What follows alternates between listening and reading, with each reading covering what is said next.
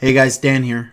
So it would seem that when we sat down to record this week's episode of the podcast, the tech gremlins got into their little mischievous ways all up on our recording. So because of this, the recording isn't quite the quality we like to have here at It's a Mimic. And because of that, I want to extend our apologies to all of you. I've done what I can to make it listenable, and I don't want to deprive you guys on any sort of content. So here we go. Thank you so much for listening in advance, and I do want to extend a special apology to our guest DM, Brad, who we will have back on the show sometime soon, hopefully without the gremlins causing a ruckus. Thanks, guys. All right, so we got a little bit of something different going on today. Welcome back to another episode of It's a Mimic.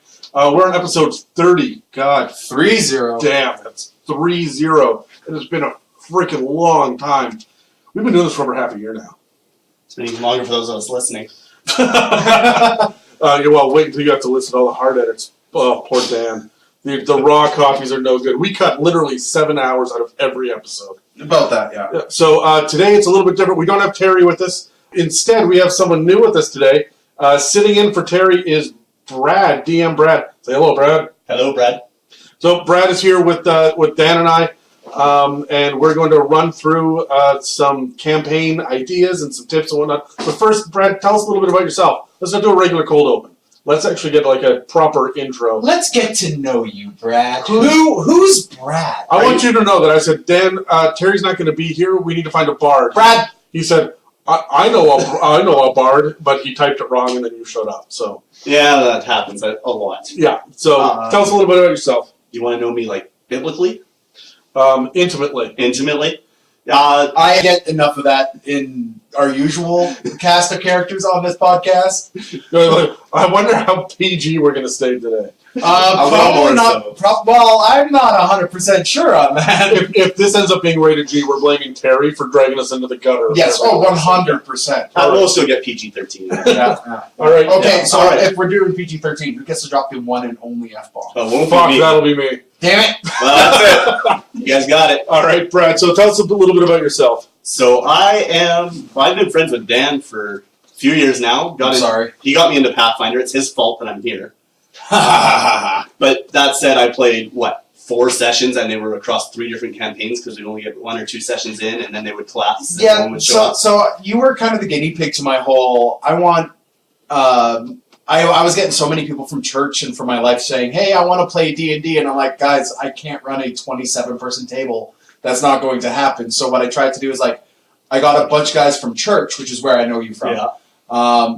Coming to me and be like, "So you're actually going to run a game of D&D for us, right?" And I'm like, "Yeah, I'll run a game or two, but I'm busy. I don't really have the ability to commit to a full-time campaign. So what I'll do is I'll find one of you in the first couple sessions that's the keener, and I will kind of groom you and encourage you to take over the mantle as being a DM." And Hello, Brad was the keener?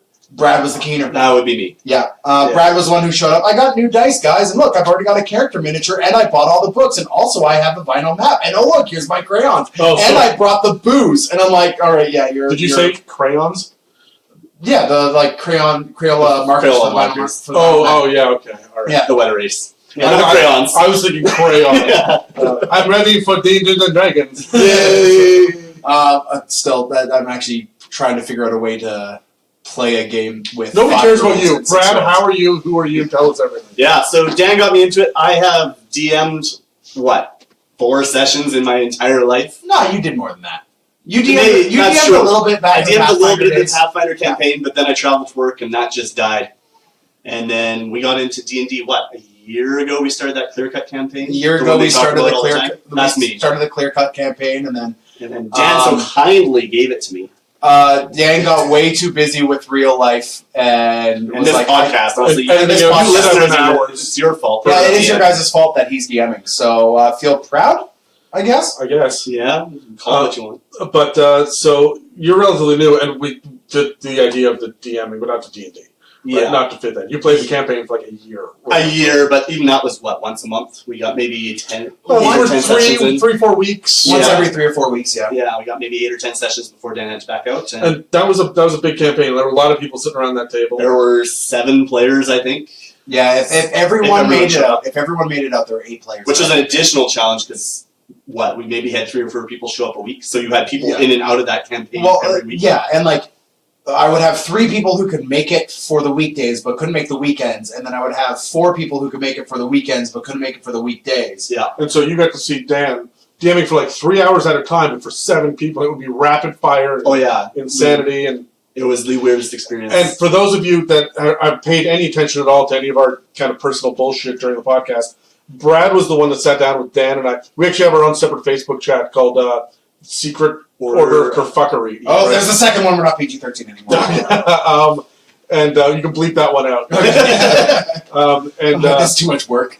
And Brad helped Dan and I come up with the murder of some of the other PCs. Yeah. And we all worked together to conspire against everyone. Sorry, Clearcut. I definitely. You guys keep throwing me under the bus saying, "Oh yeah, this was all Dan's idea," and I'm like, "You sons of bitches." So, anyway, what's your favorite class? What's your favorite race? Favorite race? I'll start with because that's an easy one. Dwarf. 100% dwarf. Why? I love the short people. I love the mining. I love the gruffness. They remind me of you. Aw, thank you. And I just love them. Yeah, you're pretty little as well. Yeah. I'm glad you called me pretty, and then I tuned out. Yeah, no, love a dwarf. Class. That's a tough one. Love a dwarf is going to be the name of my sex tape. It's part of a series. Yeah. What comes after that? What's the next one? Love a halfling. All right, before I get too far, love a gnome. There you go. Ooh, getting smaller and smaller. Love a pixie. Class. Let's get back on the rails. Yeah. Class, probably, it's a toss-up. I love my holy classes. I love my paladins. I love my clerics. Why? I love the fact that they have someone to answer to. Well, warlocks have someone to answer to. Druids and rangers also have. They absolutely do. Right? But I'm a big fan of heavy armor and a shield. I want a hammer, I want a shield, and I want to stand tough in the center You're of battle. a big fan of the Holy Knight. Yes. Right? The Knight Templar. Absolutely. Yeah, okay. I want to be able to take a hit, keep on going, and wield a big hammer. Yeah, you like playing the tank characters. You're not so interested in the masters of arcane secrets or anything else like that. You just want to be the guy who stands at the front, offers a gruff quip, and then smashes face with a. Yeah. I also like to be a bit of face. Yeah. I also like to be a bit of a face of the party too. I like to be able to, especially the group we play with. I mean, you know them now that you've played with us. There's a lot of quiet people around the table. Around the table. So you need somebody who's going to take some action, take charge, and so that's been a real struggle for me with this group is to step back and not be the voice at the table. Yeah. Right. So.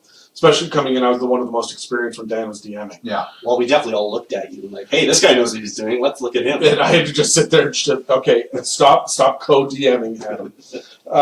Sorry. Did the help. What is You're not wrong. What's your favorite spell? Favorite spell? Ooh. I'm trying to hit all of the meet the DMs. Yeah, that's good. Favorite spell is probably Thaumaturgy. Nice. Cantrip. Yeah. But there's so much you can do with it. It's so versatile, and its limit is what your creativity is. I always love having Thaumaturgy in one hand and Prestidigitation in the other. Right? You can just accomplish so much. You're just a bard now. Yeah. Right? So, what's your favorite monster? Favorite monster? Displacer Beasts. I do enjoy Displacer Beasts, but actually I am in love right now, and I'm trying to find a way to throw an Intellect Devourer at the party. It's just plain scary. It is so frightening. And the players won't know what to do with, especially the group we got. They'll just see this and be like, oh yeah, I'll just hit it with a hammer. I got to warn you right now, those things, as I've learned, are deadly. I would 100% throw one, and I would be very cagey with it with this group, because I don't think they would know what to do. Their strength is they just get exponentially more dangerous with each one you add to the group. Like, if you fail a save, and you have to divide your attention in any way, shape, or form, someone's dying. Oh, absolutely. That's just straight up what it is. That's why you have to, I think, first time anybody sees one, that you have to see one. Yeah. Because I don't think you'll know what to do with it, and by the time you figure out what to do with it, if you have more than one, it's too late. I dropped 8 of them on a group of 4 experienced players, and an NPC. And I think we lost 3. Yeah. We lost the NPC and 2 players. Yeah, I can see that. In 3 rounds. It was just, they're mad. For such a low CR, too. Well, that's a great choice. I spent a long time making that was when I made the Grung, right? That was the Grung that died there? That was a Grung NPC. So who were you? Were you an Eric Cochran? Oh, yeah, I was the Eric Cochran in that one. Yeah. Yeah. So, and last one was, what's your favorite trope about D&D? Favorite trope? Ooh. I think it's the party meeting in the tavern. I like it. Well, okay, why? Because mostly it brings me back to Lord of the Rings. Love Lord of the Rings. Love that opening scene in the Prancing Pony. Yeah, after everybody coming together. Yeah. You did the big hand movement, everybody coming together? Yeah. It's an audio medium, Brad. It is an audio medium. You guys can see me. You know what I mean. All right, so everybody, this is Brad. Hi, Brad. Everybody say hello to Brad. We'll wait. Okay, and now that that's done, I could tell you right now that I know 3 people that did it, and everybody else is just silent. I was just going to ask who actually did it. Oh, no. Are we taking over I could name probably 3 people who did something more than just say, hi, Brad. Yeah, yeah, and Rackham probably as well. Yeah. Anyway, before we get any further into this conversation, let's roll the music, because I want to talk about campaigns and different kinds of campaigns this time around. Okay, sounds good.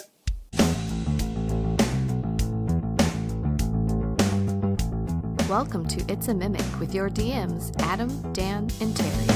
All right, so we're back. So this is episode 30, Campaigning for Success. I think this is our 3rd Dungeon Mastery episode. Something like that, yeah. And I'm DM Adam. You guys should know me by now. With me, of course, as always, is DM Dan. Yeah. And instead of Terry, we have DM Brad, which we just spoke about. You're welcome. And half the people just turned it off because they only show up for Terry's charisma, and the other half are so relieved. And I'm not going to fill that charisma. Sorry for those of you. You might as well turn it down. I am not Terry. I do not want to be. Nobody wants to be Terry. Terry doesn't want to be Terry. It looks itchy, frankly. It does. There's an itchiness. There's a lot of grooming involved, and I just don't have the time for that. Like, just wax. Yeah. So much wax. Board wax, Body wax. hair wax. Yeah. How do you get those body lice to leave you alone, right? Well, yeah. And spray tan. That happens too. I think that he spray tans, but only underneath his clothes to like fill in from his natural tan. So he just walks in with a tank top on. Yeah. It's also how he dies and gets all these orange tank tops that he has. Yeah, Okay. I hope you're listening to this, you bastard. So let's talk today about D&D. There are different kinds of campaigns, and pretty much everything falls into one of 3 categories, really one of 4. We'll talk about one-shots a little bit at the end because they're their own unique beast. Yep. But before we jump into any of them, I want to focus on one at a time, okay? So just really quickly, it's railroads, sandboxes, and it's funhouses. We've spoken about these in the past. There are other ways to do things. But if you're doing a pirate campaign, it is going to be railroad, sandbox, or funhouse. Most campaigns are some sort of amalgamation of the 3 to one degree or another. But I want to start off with railroad. So guys, setting aside the idea of a funhouse campaign or dungeon, setting aside the idea of a sandbox campaign, let's just focus on railroads. So railroad is, for those of you at home that don't know this, and Brad, a railroad is a very linear storyline where while the players have agency in the moment, they don't really have agency over the storyline. They know that they have to get from point A to point B, and they're not allowed to just turn left and walk into the woods.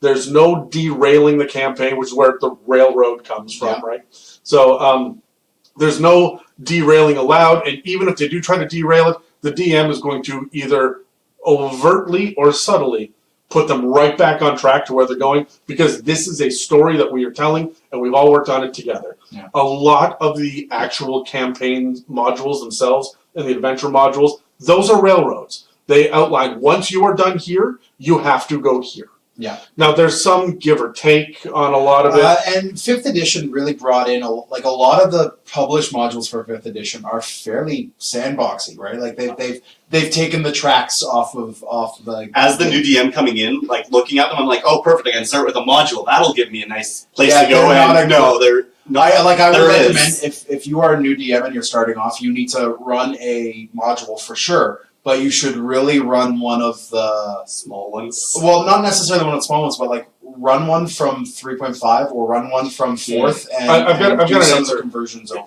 No, if you're new, don't do conversions. What you're looking for is something that's already been converted for you. Yeah. And so I'm going to point you towards Tales of the Yawning Portal. Yeah. And Ghosts of Saltmarsh. Yeah, that was going to be the suggestion. The other ones that I find are pretty railroady as well. with the exception of a couple of places, Storm King's Thunder is, and so is what's the other one I'm looking for? Mad Mage for sure. Is it? I know nothing about the Waterdeep ones, but the Horde of the Dragon Queen. And Lost Mines of Fandelver. I mean, pick up the starter set, right? Yeah, for sure. So these are, as much as you do have your own agency and you can make the choices in the scenarios are predetermined. It's narrative storytelling on rails, right? And that's what it is. Like trains don't just get off the tracks and move off. So I got a bunch of questions about it, and we're gonna all take turns talking. So let's roll initiative on this. I brought my fancy metal dice. I hope it clacks extra loud. It'll be super loud. All right. yeah, that's First one for me. Oh, mine was so much deeper. 16. So new guy gets to go first. Uh-oh. I rolled up. All right, new guy. What's your insights, new guy? New guy. So hold on. Let me tell you. The very first thing that I want to know. So we're going to go Brad, Dan, Adam. Yeah. And when I'm done talking, I'll ask the next question, and we'll just go through this a few times. Sounds good. So first of all, why should people railroad? In general, players, why and DMs in general, what is the best thing about railroading?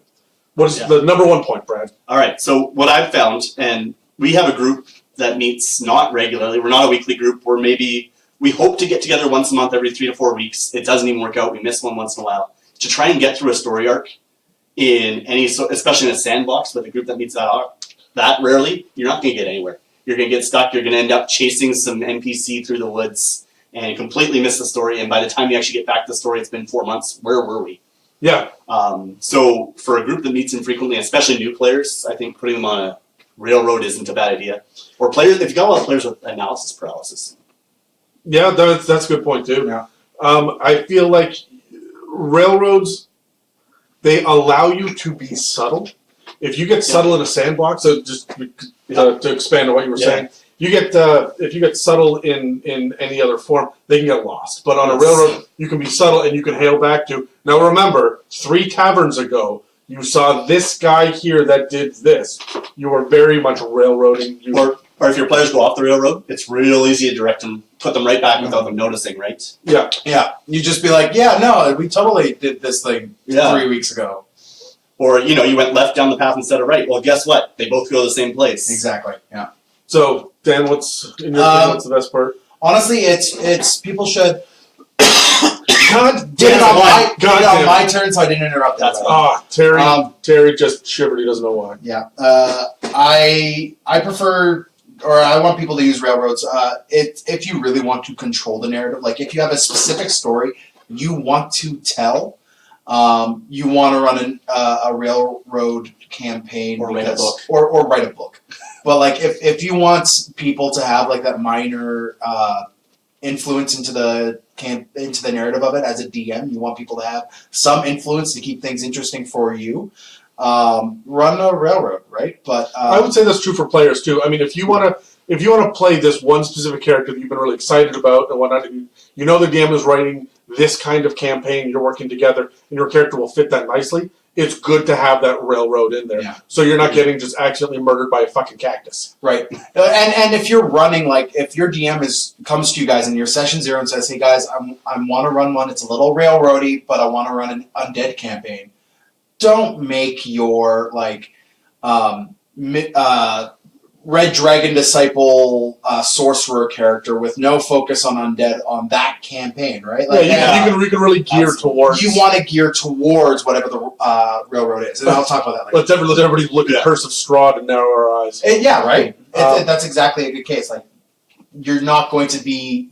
You will have a cleric or a paladin of some way, shape, or form in any Curse of Strahd campaign. Which was, I mean, just as a perfect example for this, and I mean, Curse of Strahd is as least railroady as it gets. I mean, you're trapped inside the realm, but no Curse of Strahd campaign runs the same as any others, right? And you can pretty much do whatever you want in there, with a couple of just highlights, points that you're definitely going to hit. But the thing about it is, I started playing in a campaign with a barbarian, a monk, a fighter, a wizard, and a ranger in Curse of Strahd. And it's that of what character was the wizard a necromancer? No. No, the wizard was kind of pyro-y, a little bit of acid stuff. And I know, Adam, what do you want to play? Well, I guess I'll be a fucking cleric, right? Like we need something, right? And then we ended up swapping out a character and got another fighter. So like there are definitely, when you are railroading, there's definitely a clear path to go down.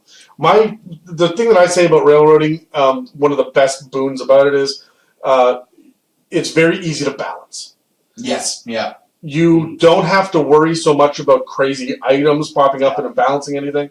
You don't have to worry about min-maxing. If I'm going to be railroading in a campaign from a player or a DM perspective, I'm more likely to go up a single class tree because I'm not going to get blindsided by. Yeah. A lot of times when I'm multi-classing, it's because I need to be ready for anything that's coming. Right. I don't feel that way. I will, in a railroad campaign, I'll play a barbarian, right? As opposed to, I'll play a bard / rogue / warlock, so I'm ready for anything, right? Yeah. And I'm not a barbarian kind of guy, but I would check that out, right, for a little bit. So that's why I would say if you want to explore a single class, you want to go. I mean, the other good thing about a railroad is railroads tend to be shorter campaigns, right? You can railroad between level 3 and level 8. Yeah. Agreed. Yeah, right. I don't see a whole lot of railroads between 1 and 20. You can't plan that far. Well, I mean, maybe you can't. Let's be honest. But I mean, I think it's very difficult to plan that far. It gets boring too, I'd imagine. Same story, same arc. Well, it depends, but it depends on kind of how often you're playing, right, and what your leveling system is, and how invested people are. Keep in mind too that if you're doing a railroad campaign 1 to 20, and you're hinging on players, and a couple of your players move to goddamn Australia, you pointed glance. Yeah, at Australia. It was oddly specific. It's happened. Yeah, then it's twice. I mean, at the same time, but yeah, twice. Yeah, both of them went together. But no, that really pissed me off, right? So, I mean, congratulations for them, and I'm happy for them, and they're my friends, and it was fun. But all of a sudden, there was a monkey wrench thrown into the middle of it, right? Yeah. So, and it was a pretty railroady campaign. On the right side, it got me in the campaign. That is, some lights should not be looked at, though, Dan. So they shine too brightly. Exactly. I like him. He can stay. You're out, Terry. Can I be out? All right, so my next question, same order. What are the pros and cons for DMs? So one pro and one con of a railroad campaign.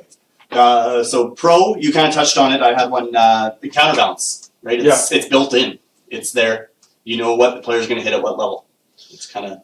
Okay, when you DM, I got to ask, do you hand out experience, or do you just go by milestones? Or what do you use for your leveling system? I go with milestones based on experience, if that makes sense.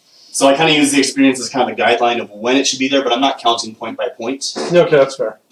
Yeah. So like they fight 4 displacer beasts, and it's a party of 6, and you're like, they should have about 1,000 experience each on this fight. Ish. Yeah. Yeah. I'm not too focused on making sure I count each point. Cool. And I mean, you can throw, especially with the group we've got, you can end up in you can get a lot of encounters that are in the way of your main plot points. So if they level up too quickly before, especially in a railroad, right? If they level up on experience before they hit that plot point, you don't want them to out-level your big bad. Yeah, okay, no, that's fair. What's a con for the DM? Con for the DM. It can be really hard to keep players on rails. I mean, there's a lot you can do behind the scenes, of course, to try and put them back on, but, I mean, players are players. Yeah. I'm going to suggest a cattle prod. Yeah. I want a taser, but a little lighter. The nature of players being players is they will sense that they are on a railroad and will seek out ways to derail it, right? Like and they might not even intentionally do it. They just will because they're players. There are some players out there though that'll be like, "Oh, you have me on a railroad, huh? Well, screw you.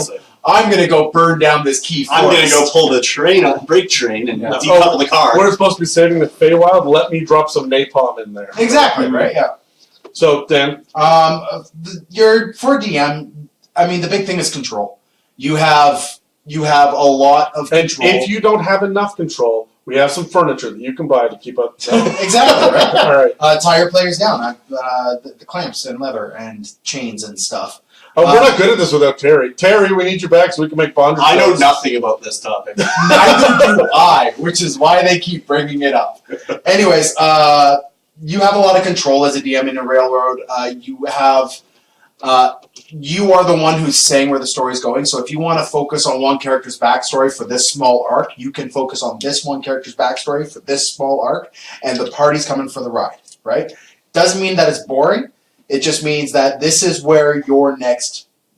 You know where you're putting the spotlight. Yeah, right? This is where your next beat is, right? This is where you're going to put the spotlight, and you know in 5 sessions, and I know you and I have kind of, you and I, Adam, have planned sessions in this way, where you go, well, in around 10 to 12 sessions, they will be done this arc, and they can continue this arc, right? Because I will give them this item or this lure in session 9. We're juggling 19, 20 different storylines at any given time. Yeah. And we know roughly we should be done this one in the first half of Tier 3, this one within the next couple of sessions. Exactly, so we kind of... So the railroad really helps for that, and I'm going to go with you on this one.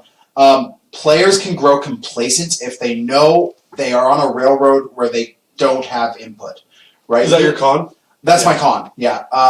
It breeds complacency in players. As much as some players will actively seek to derail the train, some players will just go along for the ride and I've got no agency anyways. Well, why bother? Right? Chasing so during role-playing encounters, they're like, well, the outcome of this role-playing encounter is already determined, so I'm just going to sit back and I'll grunt occasionally, I guess, and maybe I'll just tell the DM that I want to roll a persuasion check. And when he asks me what I actually say, I'll just persuasion check. So I want to bring this up. Just to be totally clear. All right, there are 2 different levels of agency that we're talking about here. One is the broad strokes, and one is the almost in the encounter. Yeah, some people can't tell the difference. Some people can't, and it's a real big issue for especially new people, new players, where they don't realize that just because you're doing a railroad campaign doesn't mean that you aren't allowed.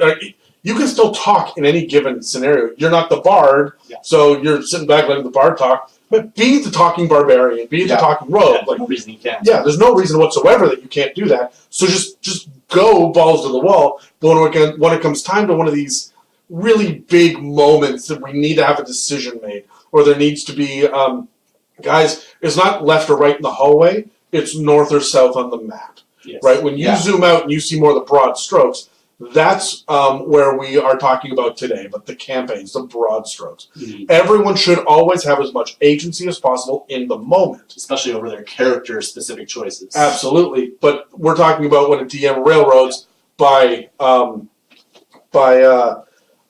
taking the entire... What's the word I'm looking for? The entire plot line, I guess, or the tone, or the theme, and saying, this is what we're doing. Here is my dungeon. For example, here is my dungeon. You guys have to get to the end of the dungeon. I don't care what order you go through the rooms. I don't care how you get through them. You can fight, you can stealth, you can go invisible and waltz your way through, right? You can grab decoys, set traps, or whatever. That's the player's agency in the moment, right? But you can't just be like, I'm going to teleport to the plane of fire and get the fuck out, right? That's derailing a railroad campaign. Yeah.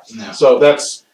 And I just wanted to be clear about that. Some DMs will also railroad to a different extent as well, to a varying extent on that grid as well, where they will have a DM actually put clues in a numerical order in their dungeon through, and then if the players make a decision to go a different way, all of a sudden that DM has lost track of everything that's going on because they need clue 1 to make sure everything fits, right? But would that DM give them the option to even go a different direction? If you went left, you still end up in the same again, no players are players. No plan survives contact with the enemy, right? All right. For me, for my pros and cons, my big pro for DMs to do railroading is you get to control the minutia. You know ahead of time, and you can plot it out 6 weeks in advance. I know that this is going to be this. I can drop little hints and bits and pieces about goblinoids early, and then maybe you'll see a couple of goblins in the distance, right? And then you'll see a dead bugbear, and I'm going on this goblin campaign, and I'm going to slowly drop them in and get really immersive that way. We can really get into the details and the nitty gritty, and I can slow roll, and I can have a slow burn for this. Railroads are great for that. However, you're going to lose your random encounters, and here's my con. Right, just as like you were saying about the balance issues. I don't run experience-based anything. I say, I don't know, man. You guys have accomplished this and this and this. These are all big factors. You deserve a level. Absolutely. Right. If they have ass backwards tripped into saving the kingdom. They don't deserve a level for that nonsense, right? One of them accidentally blew up the rest of the party and a dragon. Well, you murdered half of the party while you did it. You're not getting a level for that shit. And that's how I roll. Yeah. That's a lot of XP to kill your whole party and a dragon. See, I miss negative experience points from earlier editions. So because I can't reward negative experience, I don't bother with. Damn. Yeah. So maybe it's the stevia drinks. No. It's not? No. Because they dry me out, man. No, it's not the stevia drinks. What are you drinking? The It says stevia ginger ale. Yeah. Oh, God, look at that. You just that's the worst of both worlds. No, ginger? You got ginger in the beard. It's what not. are you trying to say?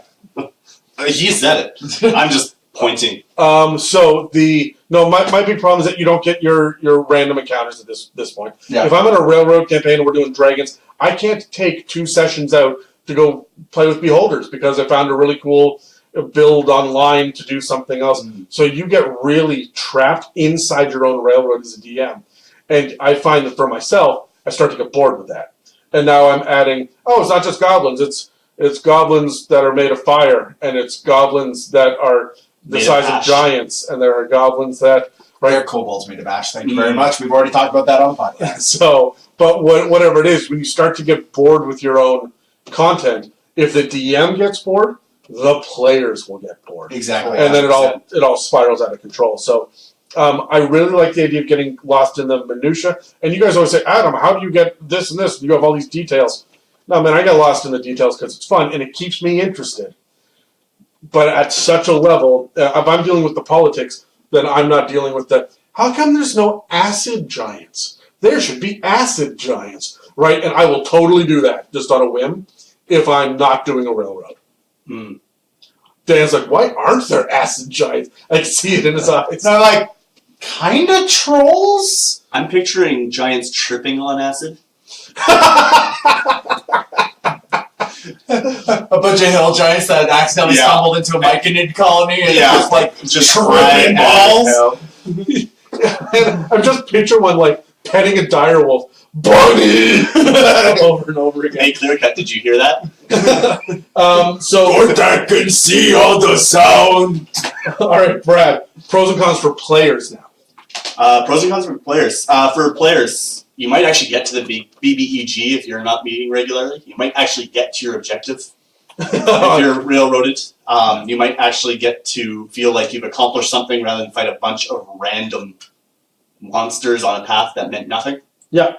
So it makes you feel like you're part of something. Cons, I mentioned players with analysis paralysis, right? Those sorts of players can get, I guess kind of the players who don't have that, right? When you got those players in the party, players who are not railroaded would get totally lost. Yeah. So I guess that's more of a pro than a con, right? Those, I got mentioned all turned around. But yeah, like so those ones that want to make more choices, but they're not able to. Yeah, they don't really get to explore their own story. Yeah. And I would say that that's most experienced players. Yeah. I'd also say that's players that don't trust their DM to get there eventually. Yeah, and there's a lot of that out there. I mean, if you have a history as a DM of, making it 8 sessions and then giving up, like I have had in the past, shut up. It's your players eventually will just be like, yeah, Dan's just flaking out on us here. And mostly it's because, well, that's because there's 7 of you. Right? Like, it's hard to keep it going as a DM for a bunch of players who eventually just give up on you. Whereas with a railroad, that helps. Yeah, that helps because you're able to hone in and focus on them. Exactly. Right? Like a player can They know that they're going somewhere. Yeah, and this is my point. Like, you have confidence in your DM where you're going in a railroad campaign, right? Like, yes. You know you're in the right spot no matter where you are in that given moment. Now, what are your pros and cons for players then, Dan? Well, one of my big pros is you have the confidence that you're in the right spot no matter where you are.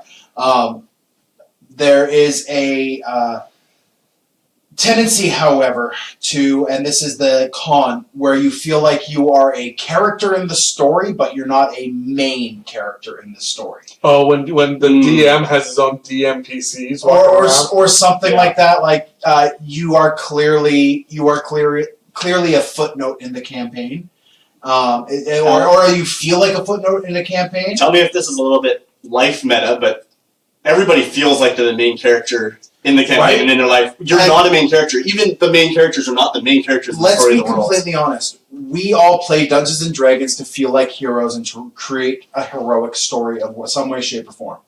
Right? I'm in it for the boobs. You're in it for the boobs. You're around a table and full. boobs? Oh, yeah, I'm not Mostly picky. I'm not picky. Yeah. But you can buy me a mirror and I'd be happy. When you come to I'm just soldiering on it. When you come to a railroad campaign, you feel like a footnote. You can feel like a footnote. You can feel like you're not the main character, and you don't really get an opportunity for a lot of side quests to go and do that, right? Well, I think that comes down to your DM too. If you sat down with your session zero and talked about what you want, and you've all worked together to build the characters, and you've given your DM the backstory, and he sits down and says, you know what, I've agreed to do a big undead thing, give me your backstory, and he sits there and he looks at your 2-page or 3-page or one sentence, like whatever it is, he or she needs to ask the appropriate questions and then be creative enough to tie your backstory in so there's payoff with it. It's not so much that there are some adventurers on a quest. It's why are these adventurers on this quest? Yeah. Why is this the story we're bothering to tell? Now, wouldn't a sandbox almost make you feel like, let's say you're running a bunch of fetch quests? Yeah. Right. That's going to make you feel less like the hero of the story and more like the errand boy. No, would a rails make you feel more heroic? Well, it depends because a lot of railroads that I've seen are first we need this item and then we need this item and that's just fetch quests too, right? Yeah. So it depends. I would say that. Okay, I'm going to ask you outright, Dan. We play in a campaign. Brad, there's the giant freaking map on the wall, right? We play in a campaign where you can go to any city at any time, but there were 7 items that you needed to get. Yeah. You only level when you get one of these items. You need these 7 to move on to the next part of the campaign, but you can do anything at any point. Was that sandbox or railroad? Oh, I felt sandboxy. Okay, but why? Because there's your fetch quests. But why? It was because you kept us going. You had like 6 or 7 different main plot lines going on in the world, and whatever one we decided to interject with at any given point, we were then key players in that thing. But at any point in time, we could switch and go to a different one, right? And it I guess it was kind of it was both. In a way, right? Like, because every campaign is both in a way. If we hopped on the rails, we were on the rails until we got off on the next stop, right? But you could pick which rails you got onto. Exactly. Like, we had an entire story arc where my character Lachlan was saving his daughter. We've hopped off those rails now, for the most part, and now we are going back towards getting these rod pieces, which is what we were searching out, right? Yeah. We haven't played in like 2 months that campaign because we're taking a hiatus. It's been 5 weeks, but your withdrawal has only been frick. But it's been fairly sandboxy, and we'll get to this when we talk about sandbox campaigns. I suffer from analysis paralysis hard. And I'm playing a character who's the smart one in the party, who's the strategist, the analytical, the tactical one. So it's perfect. And no, it's actually too much because Adam's like, well, here's a problem, here's a problem, here's a problem, here's a problem, here's a problem. You have to figure out which one, and you can't decide which one is the most important. And I have to. All important. And I'm like, well, let's see. That's Demogorgon, and that's the cult of the anti-god, and that is the avatar of the anti-god, and there's the cult of death, and there's the harbinger of death, and here's this evil vampire lord over here killing thousands of people. And none of that was your backstory, which spun out in 3 different directions as well. Exactly, right? So, like, it was... and then I was sitting there going, where should we go next, guys? So here's my thing for players. All right, I'm gonna railroad us back onto topic, because we got into sandboxes for a minute, but the pros for players for me is if you have a DM that you can trust, and I know that's a big if, and you're not going to get that in your local comic book store the first time you sit down with somebody, I would say it probably takes It's like any relationship. You're building trust over time. Yeah, and I was going to say 6 or 8 sessions, but honestly, I run 6 or 8. My sessions are 10 hours long, right? So I would say you're putting in 60 hours before you truly trust that your DM has your best interests at heart. You've seen him or her pull back enough from their own wants and needs to give you your wants and needs. You've seen that enough that you can truly trust them. And if you can do that, that is the most rewarding thing to go on their adventure, if you trust them. Yeah. We inherently get into a social contract with Wizards of the Coast when they say, here's a new module, right? Here's a new adventure. And we say, oh, thank you. We're going on this trip that you have designed. Yeah. The only difference between homebrew and the published material is just that those nerds put money into it. And that's the difference, right? Yeah. So it's professional homebrew. So I feel like there's a whole lot more benefit to the idea of trust between players and DMs. Yeah. If that trust is there, Railroad is where you're going to feel it the most, where you're going to benefit from it the most, I'd say. Okay. You don't agree, Dan? You twitched. I don't. Like, and we'll get to it after we start talking about sandboxes, but I feel sandboxes where you're going to trust your DM the most, whereas a no. I'm talking about like specifically when the evil wizard who has been masquerading as your ally for the last 6 months suddenly turns around, stabs the cleric in the throat, kills them, blows everybody up, and knocks you back 500 years into the past and fucks off. And that happens on a sandbox campaign. No matter how much you trust your DM, it's going to feel cheap. Yeah, but in a Railroad campaign, I understand. it's part of the. There's more to it. There's a purpose to it rather than just hey, I want to. Yeah. So there's more. The trust goes further, right?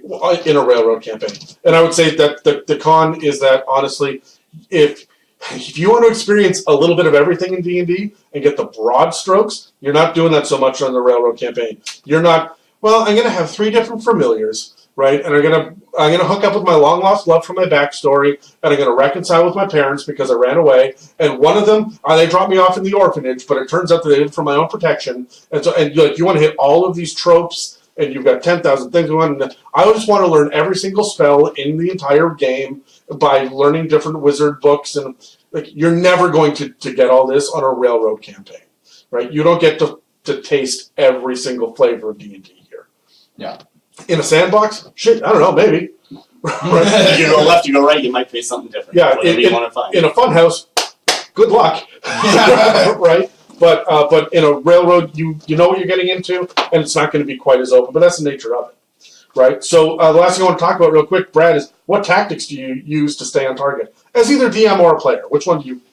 I find open meta conversation.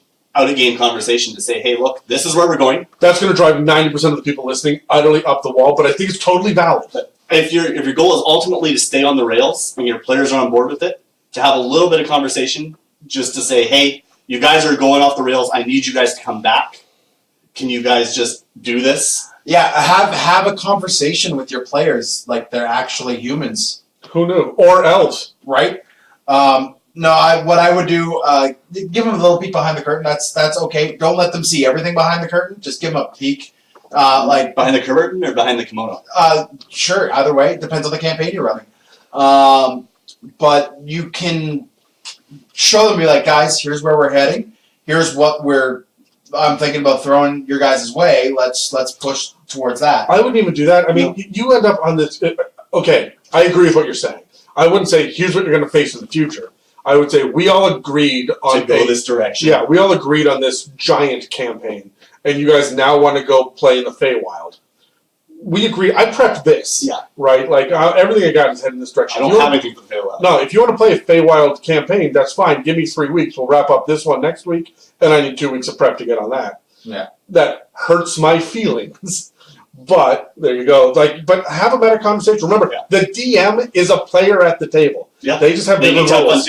Yeah, and so I'm with you on that one. I don't mind that kind of meta conversation. When it gets into more malleable campaigns and whatnot, having that. But guys, I thought we were going to do this. Doesn't hold as much water, does it? No. Well, especially if you want any element to sandbox, you can't do that. Okay, for me, I would just entice them with rewards. Players are simple-minded folk who like their candy. Give them a piece of candy. Lead them on the path. God damn it, Dan. Come at me. Players are complicated. No, they're not. No, they're simple. Like you have a fighter who's causing issues. Dangle that +2 longsword in front of him and be like, it's adamantine, and they will follow you till the ends of the earth. And then you take it away. Oh, and then you break it, right? And they go, but it's adamantine. You're like, but I am the DM. No, They really are just like bloodthirsty, puppies, greedy, I think they're kleptomaniac. puppies. Like a hobo who wants to commit murder, something like that. Yeah, but with their genitals. Yeah. That's like a player. all of the genital murder. Yeah, no, We're playing not murder different of parties. genitals. Terry, we need your help. We've gone off track again. All right, so sorry. Give them a reward. Entice them to stay on track, right? Like, have beats in your storyline that are, this is when you will get a boon. This is when you will get a reward. This is when you will get a title. This is when you get something that you are looking for as a character, and that will keep them intrigued and interested and trusting you to move forward on the railway. Whether it's a weapon, whether it's a title, whether it's some sort of like, you gain the ability to cast Conjure Elementals once a long rest, right? Like, something like that, right? So, okay, that's interesting. I was going to talk about the carrot and the stick, so you kind of covered the first half of that. Yeah, you got the carrot. So let me talk about my stick. So for those of you that aren't aware, the carrot and the stick is about reward or punishment. Mhm. All right, and as much as I say, do not punish your players. As much as you are a referee and you are a judge and you can be a jury, you are not the executioner. You should not be out there with a confrontational attitude. unless you agree to do that in session 0. No, see, I would say that's absolutely fine in combat. But when you're designing the combat, when you're in a social situation, when they're should just be out designing shopping, combat to kill the players. right? And when they're out shopping, you shouldn't be trying to screw them over. Yeah. I would say design the odd one that can kill a player or two, see if they can get out of it, but give them a fighting chance. The goal should never be a TPK. Like every That's the single, goal. and like when you get into the social side of things, like every single tavern owner or every single market runner or every single shop owner shouldn't be immediately antagonistic towards the idea of any sort of bartering or anything else like that. If they want to go they're buy a business +2 longsword and they're tier 2, go buy a +2 longsword. Right? I'm not going to be like, oh, I'm sorry, it's not even available in this city anymore. It hasn't been available in the last 7 cities. You don't get it in this one either. Yeah. You just be confrontational. You're adversarial. And adversarial DMing doesn't help anybody. No. But I will say for punishment, if you go off the rails, if you do your own thing, then it should be harder to do it. Roads are safe places. If you go 100 feet off the road, you're going to find some wild animals. If you go 3 miles off the road, you're in wilderness and everything is totally crazy and overpowered. I would say that if you were a CR4 party, anything that you run into on the road is between CR3 and CR5. Anything within 100 feet is CR4 to CR6. Anything within 3 miles might be a CR14. You're in over your head. Get back to the road, right? And that's how I feel. That's how I kind of guide people. You guys were not supposed to go in our personal campaign. You were not supposed to go get involved in local politics of a nearby town and kill someone who was acting as an executioner. You did. You went and you killed Lady Agony. Mm-hmm. You weren't supposed to do that, but because you did, we ended up eventually down the road Summoning Demogorgon. Demogorgon onto the plane. So congrats on that. Whoops. Yeah. Well done. Are we the baddies? So you guys went off the rails. Shit got harder. Okay. And, in our and defense, you lost a bunch of NPCs. oh yeah. But the Irvindale, no one really cares about. No one. Frick. But in our defense, you named her Lady Agony. Yep. What were we supposed to do with that, Adam? Well, all right. If I'm gonna, Like, she was practically wearing a neon sign saying, "Hey, players, kill me." no, she was wearing a neon sign that said, "I am evil," in this moral gray area, Suicide Squad type. What do you want to do? Do you not want to? Yeah. And you guys planned for 3 sessions on how to sneak in and murder her and her servants. You murdered a servant. Servant. There was only one. You murdered the guards. Oh, yeah, we did. Oh, yeah, you did. Anyway, so that is how... Hey, in our defense, the one that I remember was the old lady that was sleeping when we killed her. All right, yes. This is my point. You guys shouldn't see the look on Brad's face. We're going to cut to commercial while I tell Dan about why he's wrong at everything.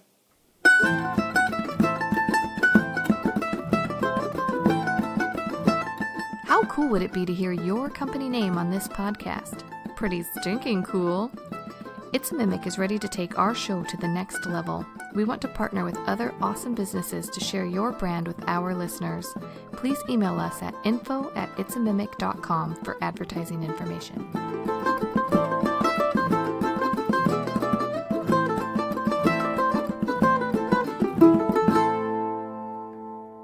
Okay, so we're back. Let's talk about sandboxes. I mean, we just cut out the last 45 minutes of me yelling at Dan, telling him why he's wrong. You're hurtful.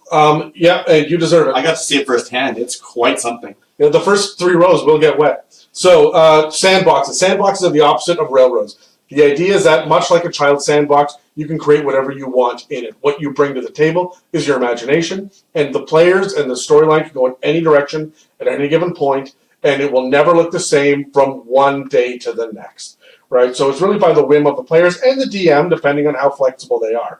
So it is the exact opposite of what a railroad is. So guys, let's roll initiative, and let's see. All right. I win again. No? Yes, I I do. get That's to a go 13. last. I got a 13. Okay. I got a 17. All right, Brad. So why should people play in sandbox campaigns? Well, personally, I don't like sand. It's coarse, it's itchy, it gets everywhere. God, Get the fuck out. Not another one. Not another one. See, this is why we call him. Because he's another freaking prequel fan. Yeah, God. Isn't everybody a prequel fan? Get the fuck out. You're gonna make Adam cry. Do you want to see Adam cry? I haven't seen it. I'm kind of interested. It's ugly. It's a grown It's ass. ugly crying. It's like the wet. Oh yeah. Yeah, I'm not kidding. There's more snot in this mustache than you're prepared to handle. Any amount would be more than I'm prepared to handle. Well, then I have some bad news. Well, let's railroad this sandbox conversation. All Get right. back to it. Why should people play in sandbox? Because I like bikes. Sandbox! Hey, that's sound line. What? And back on the rail. You get freedom. You have the opportunity to explore the world. You know, when you are staring at the map of the world and you say, "Hey, I wonder what's over there," and the DM says, "Doesn't matter. I haven't prepared for it. Let's go this way." That's not much fun. Yeah. So being able to pick your direction and have that agency, especially as a player, is a lot of fun. And I think a lot of fun as a DM too, where you can really flush out your world. Yeah. Dan? For me, it's to feel like a hero that forges your own path. It's kind of similar. If you are a player, you want to be able to create a character who creates his own story in a way. Like you are the Galahad before Galahad was Galahad. So go and start and become Galahad, right? Like it's a great way to really enable your players to do that in whatever realm that is. If you want to be Elminster, you could be Elminster. If you want to be Dritzt, you could be Dritzt. Fuck, and then I can punch you. Let me know if you're Dritzt. I'm gonna punch you in the throat. But you could build up your character to be the hero that you want, and I think you kind of hit the nail on the head with that. Like, if you don't have that, if you don't have anything like that, it could get kind of boring because you're now just along for the ride. Whereas a sandbox, you have the freedom to literally go your own way. Right? All right, so Go your own way. you were supposed to go last. I was supposed to go next, but I got distracted. Yeah. Well, way to mess up the order there. Well, sandbox. Hey, All right. So, it's a mimic. So my favorite The thing. ultimate sandbox. The reason that people should play sandboxes are there are over 20 different books out there. There's hundreds of pages of material in each book, and we need to sit there and explore all of them. And you can do it slowly, or you can pick and choose as you want. My favorite thing about Ravnica is they've got these 10 guilds that you can plop down anywhere in any setting. Sandboxes give you freedom to explore. Yeah. Explore the published materials, and when you are done with the published materials, explore your imagination. When you are done exploring your imagination, listen to this amazing podcast. And when you've done listen to all 30 some odd episodes that we have so far, go back and listen to them again. and a third time, and leave us an iTunes review. And then when you're done all of that, you can move on to other stuff that's been homebrewed online. And then when you're all that, come back to listen to the podcast another time. Exactly. So, or take material from other systems and try and transpose it. Yeah. Or just listen to the podcast. Yeah. So you're not. I'm not invested enough to. All right, that's it. Intern David. I thought you fired. Oh no. He's not a good-looking dude. He really isn't. Yeah. Can you hear me? Yeah, he looks like Ipecac feels. That's the way I kind of. It's the nipple chains that bother me more than anything else. It's the both vertical and horizontal nipple chains. Like I'm still intrigued to how we managed to pull. There's a wallet on the end of that one. All right, so Brad, what are the pros and cons for DMs when comparing it to railroads? Pro, like I said, kind of in the first bit, is you have freedom. You can tell your story and you can really improvise. But con, I'm the clueless game master. Like, I know nothing. I'm brand new to this. And so it's a lot of pressure for somebody who's new to try and... I'm having enough trouble fleshing out, this one little corner of the world. Never mind fleshing out what's going on in the city that the players may never see. So you'd say that's it's a lot of prep. It's more difficult for new players? It's really difficult for new players, and it's a lot of legwork. It's more difficult for new DMs. Like, a sandbox is definitely something. If you're a new DM, stay away from a sandbox. Run a railroad first. Right? Yeah, I would say it's a good way to cut your teeth with the railroad, definitely. And a few times. Don't just do one and be like, hey, I got it. Right? Or you're going to be sitting there at 3 a.m. making maps. I was going to say, if you got hours of time, I guess, even as a new DM, you could probably do it. But if you're time limited. Yeah, I do want to say you almost did it, and I want to give you the freedom and full permission to do it. You can plug your Instagram page on this. We do it. I don't know. He is at the Clueless Game Master. We have a whole portion later in the show. I know, never but you mind. can do it multiple times. Sandbox. So I still want to talk baseball. You're killing me, Smalls. You and I can sit down and talk baseball stats later. Dan's just going to sit there and pick his nose. What's an RBI? Yeah. Ribby. I thought you were going to say, what's Arby's? And I'm like, dang, you fucking... I like to go for some Arby's. All right, so pros and cons for DMs from where I'm sitting. The pro is that you really do get to dig into all of the other...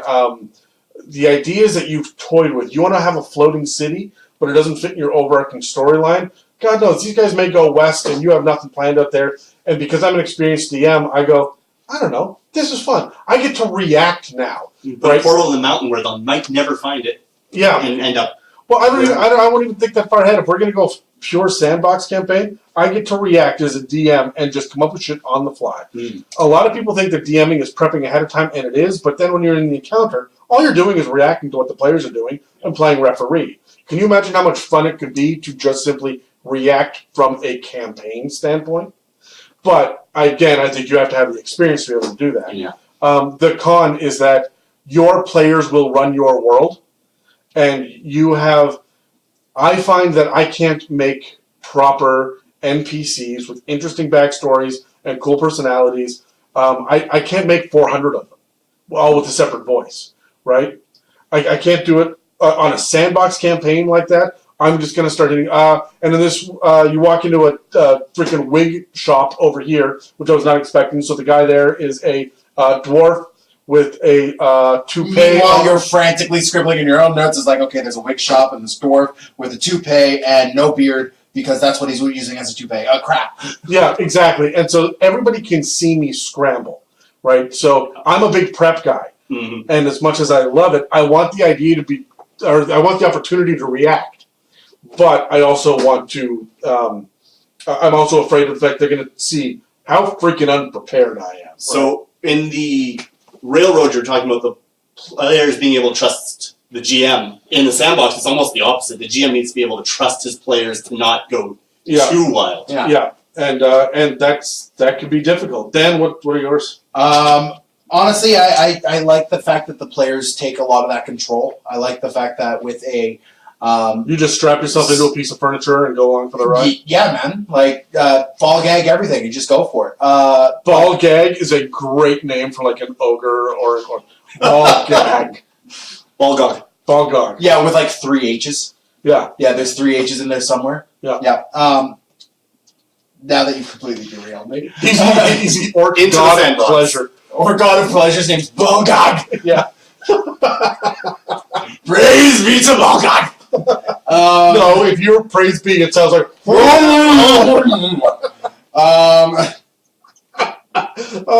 to the podcast, Brad.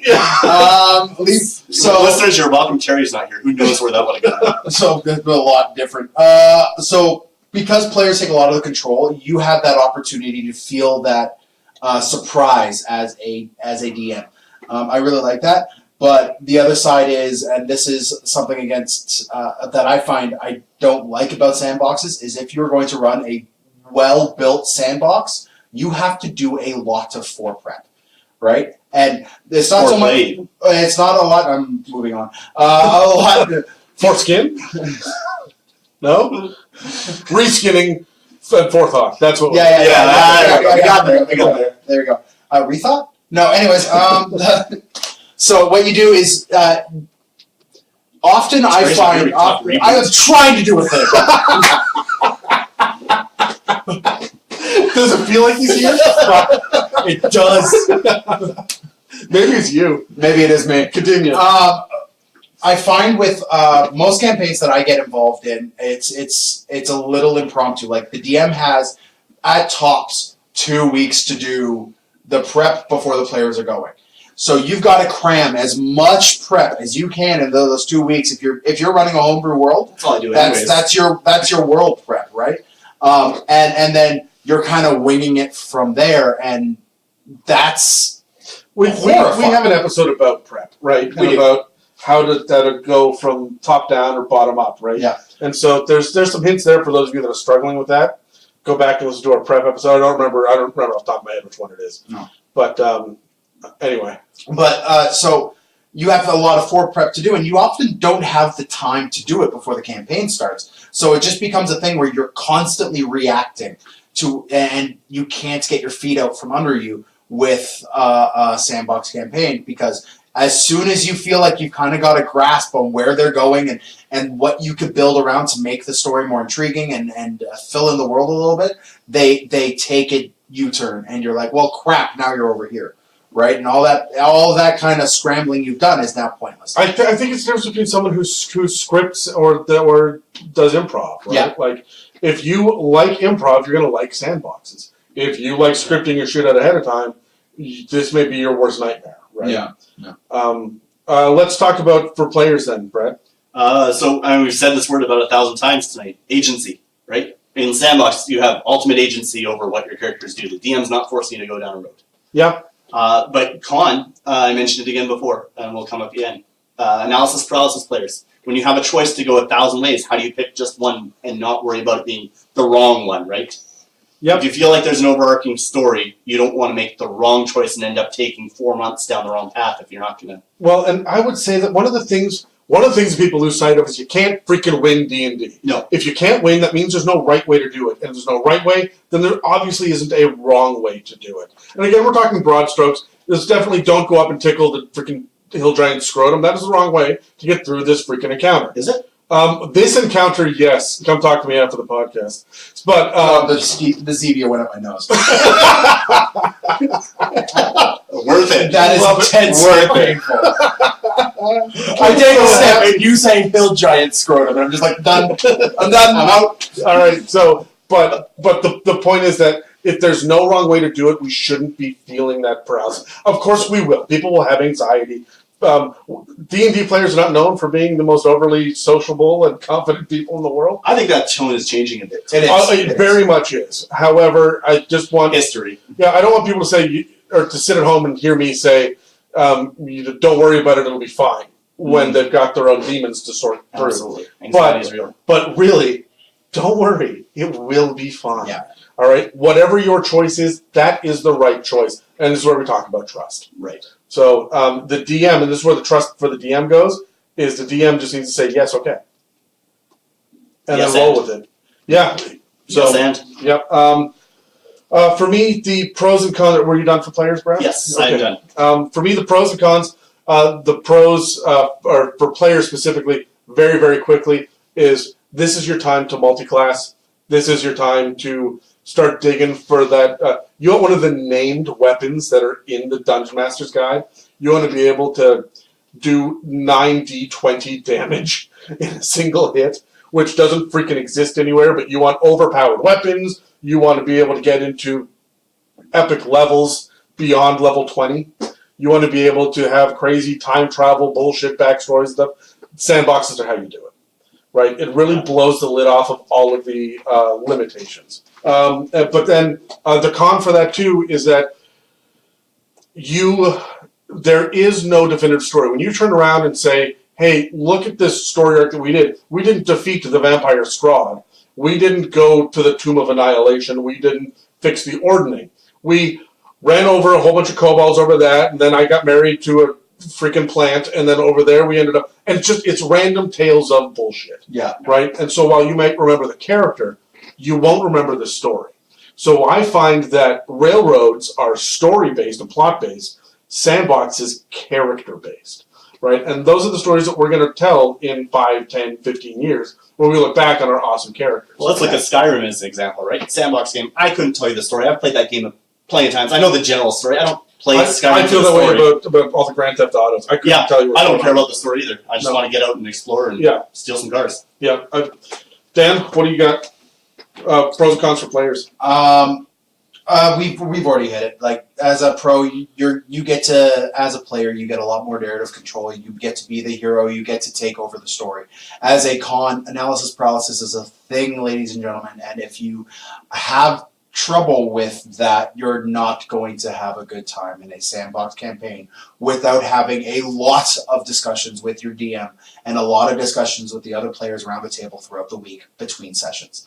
I find that having midweek content, as someone who does not handle analysis paralysis well at all, I found having something like midweek content was a huge boon to me as a player, where I could be like, okay, let's sit down and type out these 10 things that I have going on, and I could get clues on all 10 of them.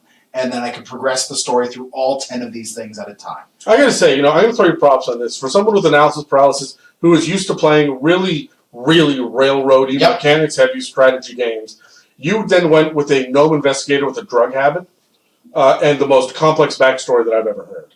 And you dove in both feet, and I watched you flail for like 10 months trying to get your bearings, and it's been one of the most rewarding experiences. Yeah, no, I really like this character. In fact, a little peek behind the curtain, you and I have been talking about some sort of weird thing we're going to do, possibly with the podcast. With our finger? No. Is this love at the table between the two of you without Terry here to drive the wedge? Kinda. No. This is there is some mutual respect here. I mean, I still hate him.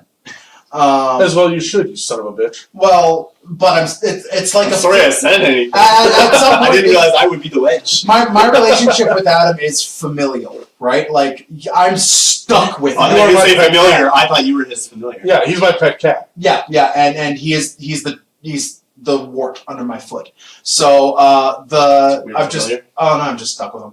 Talks to me occasionally, tells me to burn things. Anyways, so what I've It's not the wart on his foot. So, what I really liked having Lockie, and we've talked about, like, he's got this really rich backstory, rich everything else. Why not sit down and flesh some of that out? Yeah, and let's get into it, and I think it would be a load of fun to do. I just wanted to give you props on that, because you talk about analysis paralysis, and you talk about how you don't like to do prep, and you talk about how...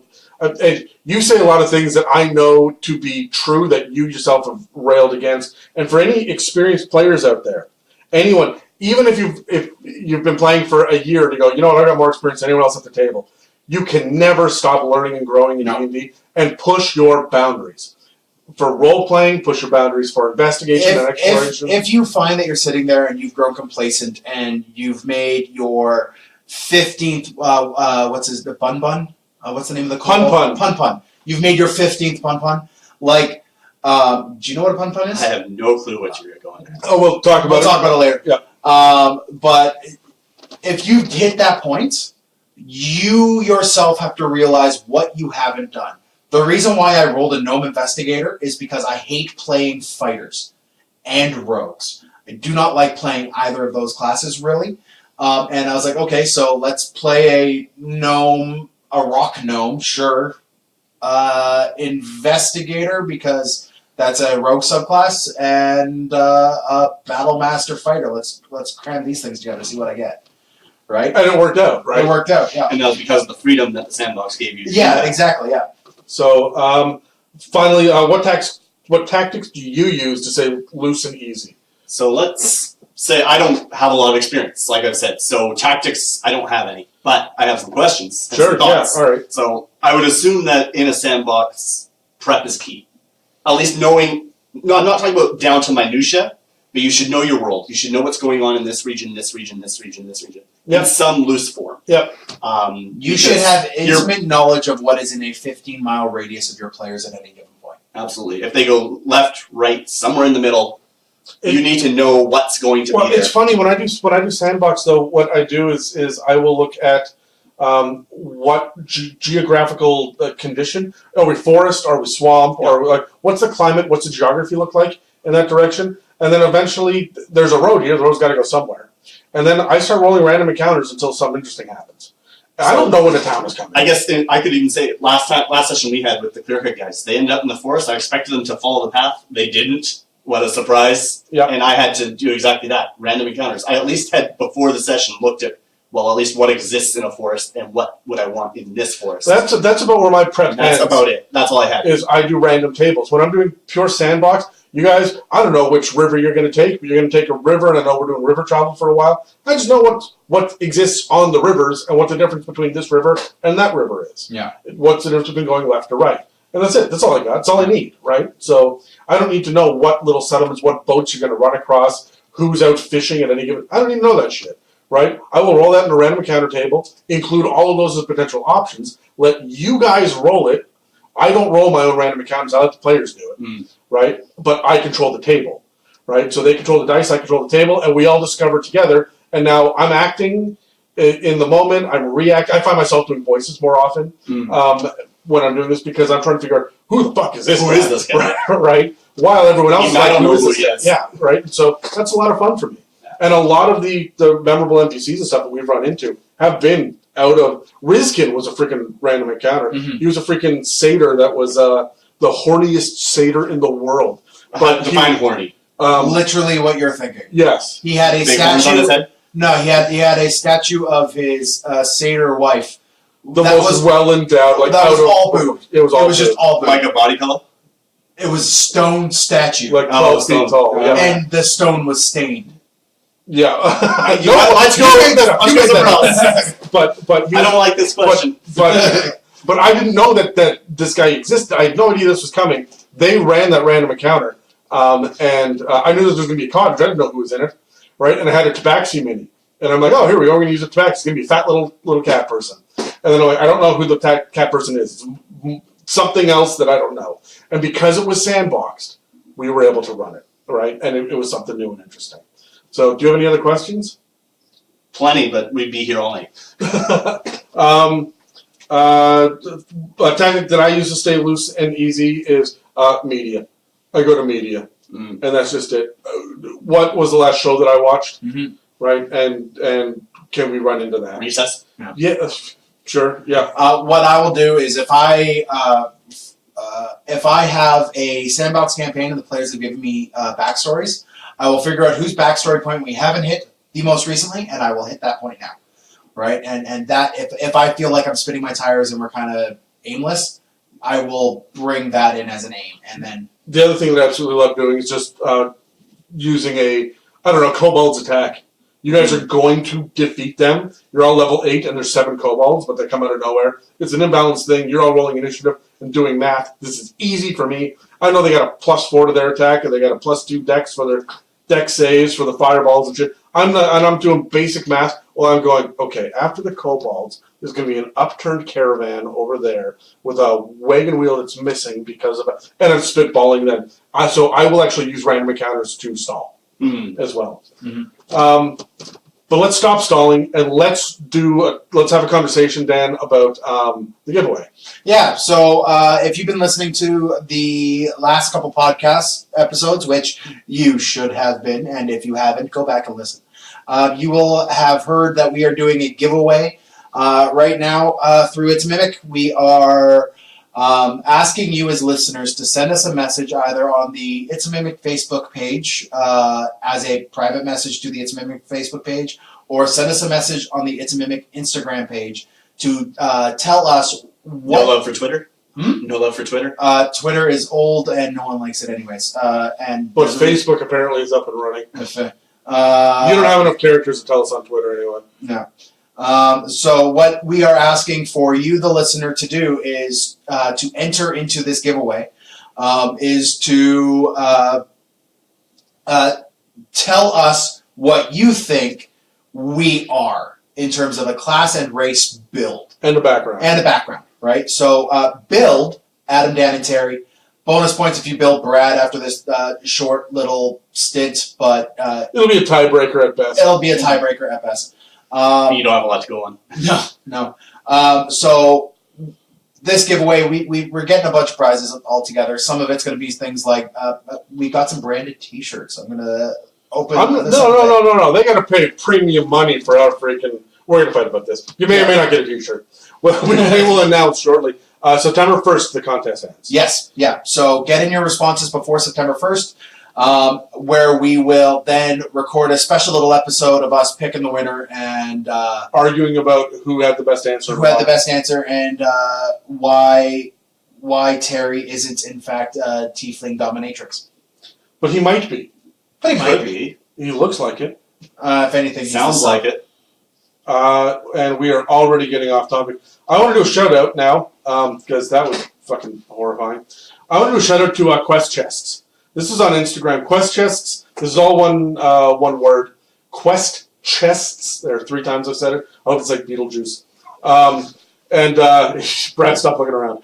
But they are consistently, this page is consistently giving new ideas where they make a post where they pitch a new idea that they've created. It's all homebrew material. They have encounter hooks and campaign hooks and adventure hooks. They have different kinds of traps. They have different kinds of NPCs, magical weapons, new spells. They've got ideas for villains and trinkets and all sorts of stuff. Anything that you could want to kind of get a breath of fresh air, something that didn't come out of your head, that you're looking for inspiration. Go check them out on Instagram. They're at Quest Chests. That's all one word. And they're absolutely phenomenal. Phenomenal.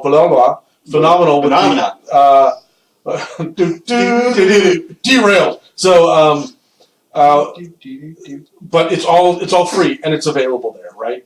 And they've got a Kickstarter. I think it's still live right now.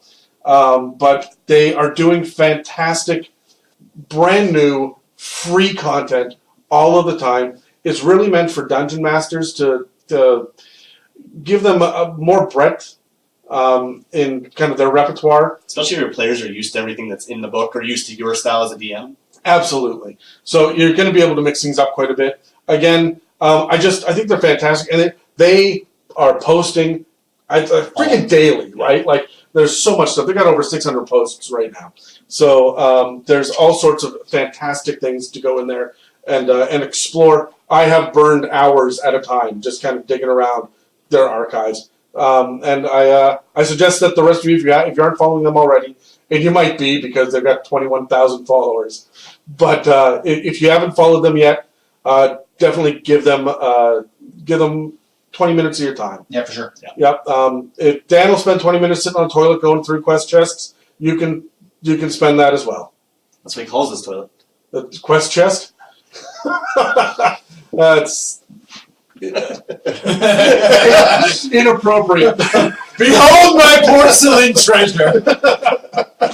He gets up and looks down and goes, "It's a mimic." That'd be a terrifying mimic. The toilet mimic? I had a friend say, "Okay, you guys really want to mess with your party?" House mimic? No.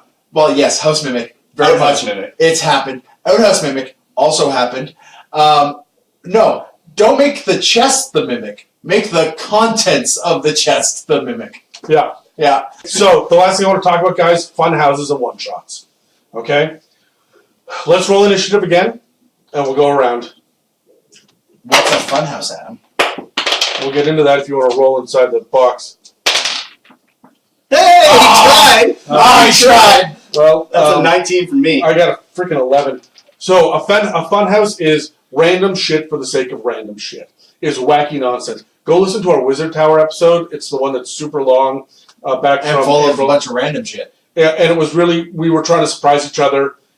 Me and Dan and Terry, we all took a turn, and it was a lot of fun because we had no idea what was around the next corner. Right? It was a fun house. It was a fun house. But so Funhouses are kind of just full of random encounters, but that the DM is prepped ahead of time. One shots are literally what they sound like. You are playing D&D for this one session. The story ends by the end of the session, and that's it. So, Brad, you went first. Tell me, how do you feel about Funhouses? I was saying to you guys beforehand, the only experience I have with Funhouse is listening to that one episode in the Mage Tower. I have zero that you think of. that I think of. Yeah, I have definitely. There have been sessions of the Clear Cut group where I'm just all like, I want to do fun stuff today, so you have the fire kobolds. Sure. And, there's this etched skeleton. But within a campaign, though, would you still define it as just a funhouse? Especially if it had a purpose along the way. Well, what I would do is I would have a session or two within a grander campaign that is a funhouse. But it would be a part of the campaign, It or would would be you a have it as part a of the separate campaign. entity? Like, you would walk into a wizard's tower that defies planes, right? And defies logic. And some twisted mage has turned this, like, the entirety of Undermountain is a funhouse, right? It is, and there's a prize at the end. There's a reason to go there. But The wonderful thing about Funhouses is that they don't have a reason. The moment that you turn around and retcon a reason onto it, right? Oh, the wizard went insane because his long lost love, and that's why there was a succubus trapped in there. Yeah, okay, It's not a great. funhouse There's not a anymore. funhouse anymore. You made a dungeon, right? So a funhouse dungeon is random wacky shit for the sake of random wacky. All right, so give me your elevator pitches. Difference between a funhouse, a dungeon, versus just a standard one shot. Well, a standard one shot is just a mini campaign, right? A dungeon is any series of rooms, usually subterranean, but it doesn't have to be. It can be a freaking tower, it can be a castle, it can be whatever. Where you go from room to room, solving whatever the issue is, and when you're done solving it, you leave the area, right? And a funhouse is wacky shit for the sake of wacky shit. A funhouse, the Feywild is a funhouse. well, okay, so you and Funhouse, the theme would, or funhouse, the dungeon would be mostly thematic. Dungeon would have some sort of theme or purpose, whereas No. a funhouse does not. Yeah, absolutely. So there's no theme to a funhouse. And Dan's like, no, there is a theme to it, and if that's the case, then you have a dungeon. Well, no. I say, like, if you have an end goal to a dungeon, like, you have to get to the 10th level of this dungeon. And then your goal is to get to the 10th level, and everything you experience in between is wacky, random bullshit. That is still a funhouse. It is, right, because the end thing, while there is definitely a reason to go through, the end prize or goal or whatever has nothing to do with the shit in the meantime. And yeah, that's what I was trying to say earlier before you so rudely interrupted me, like always. So you have fun, wacky bullshit in the middle. Yeah. Is this the it's on bitch face? Oh, yeah. Okay. You thought this episode was running long? I'm going to screw you now, man. No, like, if you have that goal in the bottom, like, with random shit in the middle, you're still running a funhouse. I'd say a dungeon has to make thematic sense. It does. If you are going in there to pay homage to the fallen knights at the end of the whatever it is, then everything you're running into is undead.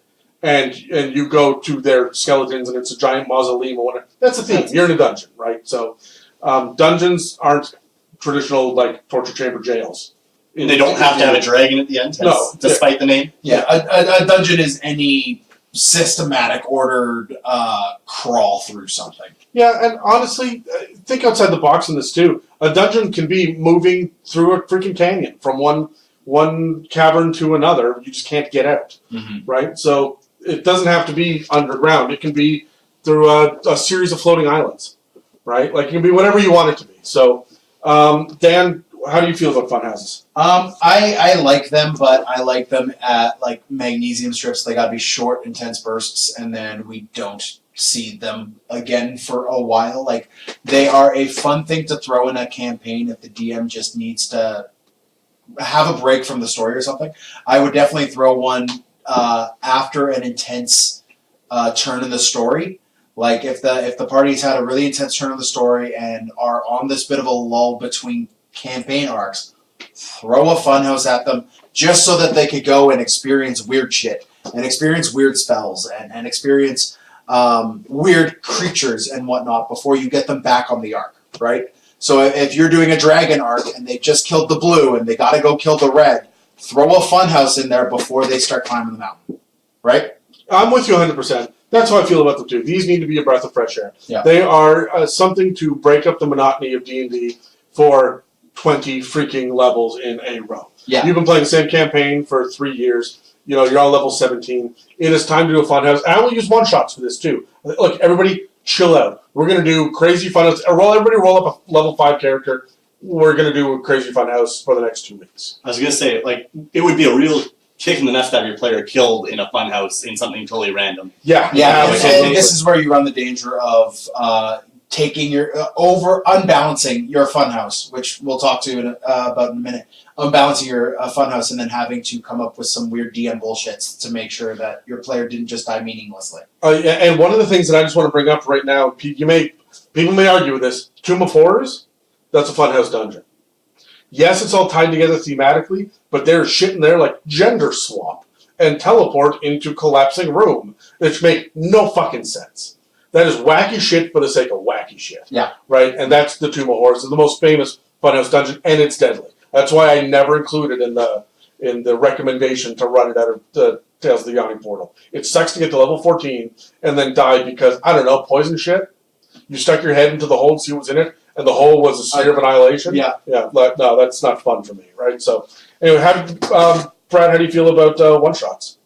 Have you ever built one? I have not built one. I have run one. I pulled one off the DM's Guild to play for my family over Christmas. It was Christmas themed. It was Santa Claus themed. My family had never played D&D or any RPG. Did you pre-gen the characters for them? No, actually, we about a month before I sat down with them because they wanted to roll their own. And so I put them in line. I made sure there were limits on what they could make. But I let them roll up their own characters. And so let's play this game, but first let's do 3 hours of math. They wanted to. That's weird. Isn't it? Yeah. Well, you're an engineer, right? Well, yeah, but even for them, like my family isn't all like that. No. But like even my wife wanted to have that agency to create this like it's a storytelling portion. Yeah, that's really fun. I just saw a post on Reddit not long ago where a DM sat down and pitched it to all of his friends, but he grabbed famous Disney characters and rebuilt them with the classes and the races and stuff. How Ariel was a Triton and like shit like this, right, all the way through. Pre-genned it all and said, which Disney character do you want to be? For the one-shot as an intro into this. So you already know the backstory, you already know the attitude and the physicality and everything. Mm-hmm. I thought that was a really fun way of doing it. Yeah, that would be fantastic. But so you just downloaded one and ran it off the... I gave it a read-through, make sure I knew what was going on, and ran it, and they had a great time. They wanted to play How long was it? We were about 4 hours. It was longer than I wanted. Most one-shots should really run between 4 and 5 hours. Yeah. I would say, 3 to 6 even. I'd expand that a little bit depending on what you're up to. Yeah, and who the players are, what their experience level is. Well, and just their patience. Yeah. Know your players. Dan, how do you build one-shots? I love one-shots, but I also I love one-shots to mean something. So if for whatever reason I've got a different group of players with like 1 or 2 from my regular campaign, or I've got the players just want a break for whatever reason, or we get together on a random night in the week for whatever reason, I like to throw them at a one-shot. Be like, okay, guys, we can meet on Tuesday this week somehow. The stars have aligned for us to all be available on a separate night of this week. Yeah. What? So come to the session with a pre-built level 4 character. We're going to run a one-shot, and then I will plan it as a small little bucket adventure that happens in a town hundreds of miles from where the current group actually is, and I'll mess with time, like they're either a month before or a month after, and I will put them there. They will run their thing, and what they do affects the main campaign, and I love that, right? And if you have a couple players who are part of your regular campaign who just need a break from the character, like again, you could do this along the same line as a Funhouse, where you've just finished a campaign arc. Okay, we're going to run a 2-shot as these other characters on the other side of the world, just to give you guys a moment before we go back, right? Just as a breather, as some levity in the campaign, right? Yeah. So, and that's what I do. And I would plan it with 3 to 6 hours in mind, right? And that is all going to be that's all going to be dependent on how many players, what their experience level is, what time it is, like all that other stuff, right? Whether or not you pre-build characters. Okay. Yeah. No, I like that answer. I do the same thing. You've noticed, Dan, that when I do a one-shot, it takes place in the same world. Mm-hmm. I look at a part of the map and go, oh, we've never been there. We're never going there. Let's do this one-shot here and kind of flesh out that side of the map. So that at the end of the campaign, the players can say, oh, that was cool. We were over there that time. Yeah. Right? And it'll often have some amount of impact where they'll hear a story or they'll bump into one of their one-shot players as an NPC later. Right? So I think that's a lot of fun. I mean, with players' permission, of course. Yeah. The way that I build a one-shot, and I don't know if there's going to pull the veil off for you, Dan, but I do a 1-2-3 system. 1 role play, 2 exploration, 3 combats. And then, if I want another one, I will bump up the role play, and then so now I have 2 role plays, so it's a 2-2-3. And then if I want another, it'll be another exploration. That's genius. Yeah. And so I go, so it's a 1-2-3, 2-2-3, 2-3-3, 2-3-4, and I extend it out, and then I look at what the last one should be. It's usually a combat, right? When we wrap it up, although it might be an exploration as you're running away. Or roleplay. Or it could be, it's rarely, roleplay tends to start you on your quest. Yeah. It rarely finishes you off, so on a 1-2-3, I'll go roleplay, just one, and then combat, exploration, combat, exploration, combat, and I'm done. Yeah. Right? So, and that's how I will run my session. Not even just the dungeon, but the session. And so that lets me kind of control it. Then I know what the final boss is, whatever it is. It's a combat, and that's I know where I'm going to end it. If we're going longer, I usually have 7 of each thing prepped. Which one am I going to grab next? Right. So, and that's how I do it. What? Let's talk real quick, Brad. What are the player tactics? What are tactics a player should use in a funhouse? I feel like a funhouse should be fun. It's right in the name. Right, but what tactics do you use when you're playing in it? What are you thinking? How is it different from a regular campaign? So I've never played one, but if I got the chance to, I would definitely be testing out a new character for one, something that I wanted to try. Maybe it's something powerful that I want to try. Maybe it's just something fun that I want to see if it'll actually work. Test the synergy. And then going in, the tactic is just to test out each mechanic. Right? If we're doing a level 5, I want to see, okay, at level 5, can I work out? Yeah, okay, but it's a one-shot funhouse. If a funhouse appears in the middle of your campaign. In the middle of the campaign, goal is not to die. Like I said earlier, it'd be a real kick in the nuts to lose a player to a funhouse. Yeah. For me, as a player in a funhouse, I'd always chase really cool. Like, this is your excuse to be weird. This is when your wizard is going to try parkour for the first time and see what happens. Yeah. Right? Like just be weird, be like funky with it, right? Like fun houses by their nature are, like you said, are supposed to be fun. So this is when you can test out maybe some things that you haven't experienced with your character before, or even some kinds of attacks that you haven't tested out before, or just mannerisms. Like, fun houses could be nothing, but if you're a player in a fun house, my challenge to you is, if your DM's just running a fun house, it's supposed to be a fun little thing for your player, try to add character development in there somehow, right? Try to find the one thing about that funhouse that your character is going to take with him and it's going to wear as a badge for the rest of the campaign. And it could just simply be that your edgelord, ridiculous rogue character you've been playing that nobody really likes finally decides to come out of a shell and befriend the freaking bard. Yeah. Your edgelord cracks a joke and everyone has to stop for a minute and be like, "Oh, did he just make a joke? Wait, what?" Yeah, and so you add your own weight to it. I love that. That's a great idea. Yeah. For me, with player tactics, I'm going to talk strategy for a moment. DMs are dumb. We always talk about how players are dumb, but DMs are dumb too. We all know that the last room is a boss battle. It's harder than the previous room. Every room gets harder than the one before it. Save your spell slots. Save your spell slots. A Funhouse Dungeon, you don't know what's coming next. And if you have the ability to change up your spells because you level and you know you're heading into a funhouse, or you are one of the classes that lets you choose with a long rest, please, for the love of God, think utility. Yes. Yeah. Everybody's going to be doing what Dan said, and going balls to the wall, hitting shit with the biggest weapon they have. Hey guys, there's a single goblin, maximized fireball. Exactly. No. Right. So this is where your arcane tricksters, where your bards, your funhouses. A lot of times, the gravity is reversed.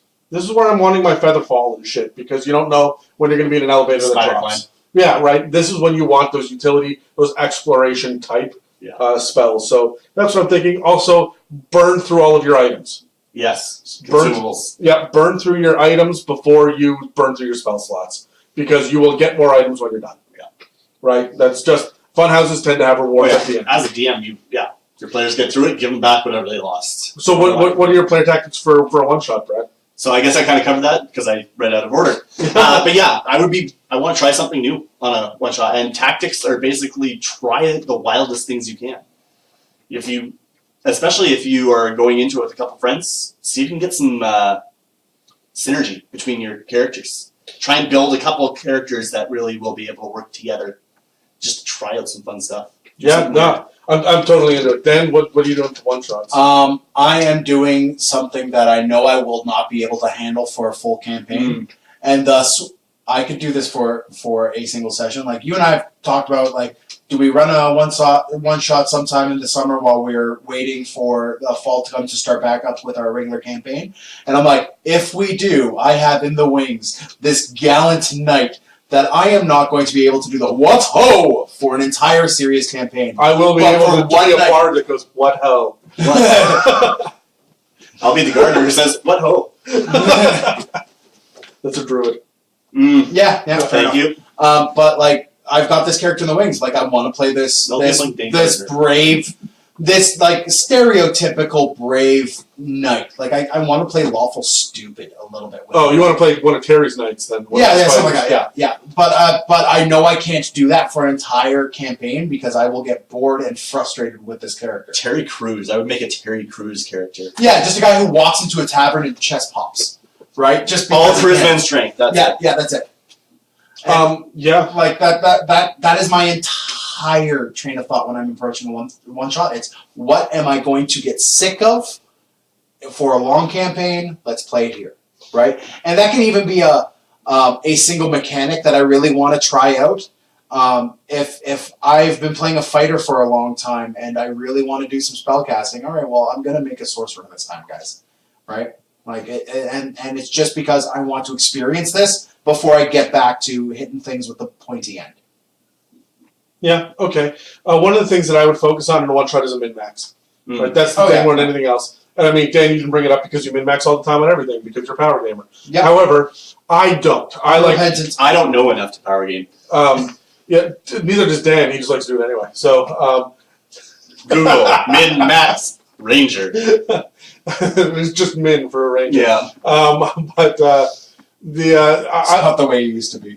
I would definitely focus on one of the game mechanics, like you said, Dan, that I don't know that well, that are different from everything else. Key points, sorcery points, eldritch invocations. These are things I'm not seeing a whole lot of in my own game right now. And so I want to see how's this mechanic work and how I'm going to play it and how can I min-max the shit out of it. So I will just spend a week retooling this character over and over and over and over and over again until I find the right spells or the right abilities or whatever it is to make this a single rewarding experience. And I hope they live. But again, I'm probably going to be a little bit kamikaze in a one shot. Yeah, who cares if they die? Yeah, and that's just it. Going out in a blaze of glory, perfect for a one shot. Not perfect for a funhouse. No.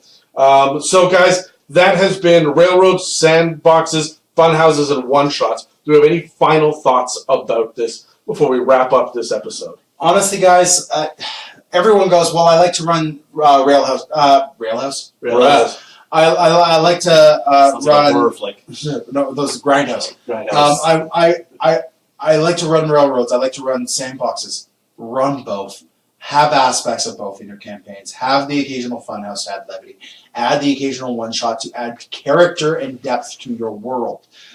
Do these, like, if you can run all of these quite well, you'll have a wonderful, in-depth, character-driven, story-driven campaign that everyone will be so rewarded with and can be talking about for years to come, right? Like, the best campaigns you hear are the ones that are character-driven, but where intense things are happening in the story, and occasionally we did the weird shit. Yeah. Right? We went to Pandemonium that one time. Sure. We found the Necrocomicon. We found the Necronomicon next to the what was it? Ledgermain. Yeah. Fuck. God damn it, Terry. This is why you're fired. Anyway, so look, I'm with you 100%. My big hint for everybody, the way that I do it, is I put long expanses of wilderness in between cities or settlements or places of interest, dungeons, whatever it is. I railroad the point on the map, and the travel time is sandbox. Mm-hmm. You know where you're supposed to get, but you get there in your own time. If you go off the road, if you turn around and go in the wrong direction, it gets harder. Yeah. Right? But the dungeon or whatever it is going to be railroaded your way through, or even if it's in a city, right? I will try to railroad that with a handful of pre-planned NPCs. Doesn't always work. Sometimes you'll end up in Waterdeep and it'll be madness and it's sandboxy and the rogue wants to go drink for 3 days and Just go on a bender. yeah, and the barbarian is trying to bang everything that moves, right? Like whatever it is, you can't necessarily control it, but on the smaller ones you can. So, Brad, do you have any final thoughts? Just like Dan said, I don't think any campaign even is one or the other. I think just by the nature of D&D, if you try to stick to one, it's going to end badly. Yeah, I agree. And the longer the campaign goes, the more variety you're going to get, right? You can railroad, like, for example, if you start with Mines of Phandelver, you're going to railroad, but once you reach out of that, what happens? You're probably not going to go straight into another campaign. You're probably going to want to explore a little bit. Yeah. All right, so this has been episode 30 where we talked about campaigning for success. Hey! Which is just the worst title I've ever come up with so far. However, I'm Adam. You can reach me at Rusty Styrofoam on Instagram. You can reach Dan at Oscar the Orc underscores in case. the worst. Brad, where can we find you? I am at the Clueless Game Master on Instagram. And That all one word? All one word. Clueless Game Master. And you can reach any of us at It's a Mimic. Yeah. And you can reach Terry at Send Noobs D&D. But why would you want to? Exactly. You can also get a hold of us. Our email address is info@itsamimic.com. Check out the website. We got T-shirts that are up and running now. And we got a few. Did you know that we got our first donation? Somebody just plugged $5 in for nothing on our page. And yeah, I was sitting there looking at it going, well, holy shit, I'm $5 richer. I didn't even know that was an option. No, and I divided it by 3 and I got sad. So sorry, other people behind the scenes of the podcast. So if you donate anything, make it divisible by 3. Yeah, that's pretty much it. Sorry, other people behind the scenes of the podcast. So, but anyway, you can reach out and get a hold of us. And do let us know about the giveaway. Again, that's race, class, and background.